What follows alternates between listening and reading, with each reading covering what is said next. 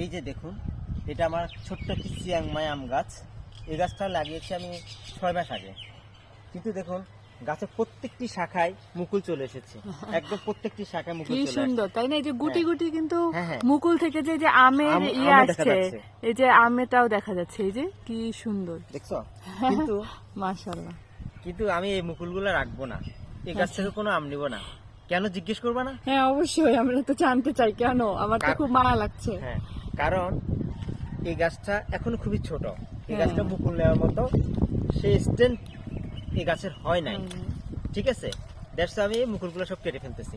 আহারে, আফসোস করার কিছু নাই, এখন কেটে দিব। আগামী বছর দেখবা গাছটা অনেক ঝোপালো হবে, অনেক সুন্দর হবে।